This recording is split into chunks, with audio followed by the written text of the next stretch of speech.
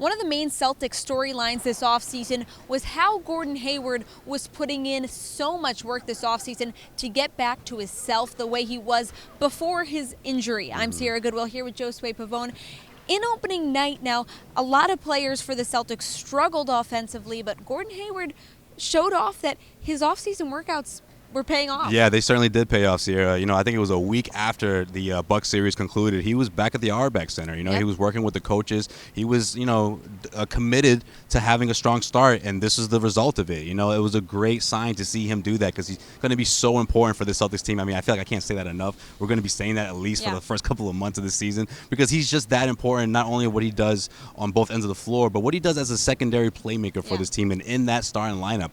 We talked earlier about Kemba Walker and how the Celtics could do a better job of freeing him up a bit. That's where you have someone like Gordon Hayward in there, someone that you could play off of. He can, pick and pop, especially catch and shoot. Now, that's a specific statistic that I feel like is going to be very important for Kemba Walker. When Kemba Walker first joined the Celtics, it was interesting that his catch and shoot percentage, not last year but the year before, was just over 40%. Now, that's the range where Isaiah Thomas used to really flourish in.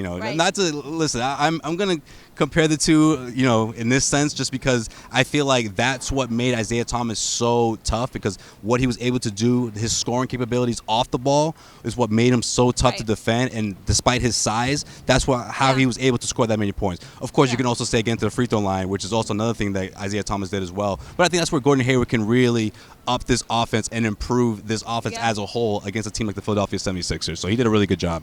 And kind of a quiet 25 points for him. Definitely. We were chatting before this video saying it felt more like the 16, 18 range, but that's kind of a good thing. Maybe he can fly under the radar. This Celtics team does have a lot of perimeter shooters, people who can knock down shots. If Gordon Hayward can be consistent the way he wasn't last season, he can be a really good weapon. You know what else makes him a 20-plus point scorer, Sierra? Getting to the free throw line. And you know what else, too? Making them. You got to make those, Sierra. Celtics shot close to 50% from the charity stripe. That's not going to cut it. But because of someone like Gordon Hayward, you make those free throws, you put yourself in a better position to win. Clearly, that wasn't the case in the fourth quarter, but at least he was able to only miss a couple, and he attempted 11 free throws tonight against the 76ers. So that's huge. That's how you're able to rack up points like that in bunches, and the Celtics are going to need all of that.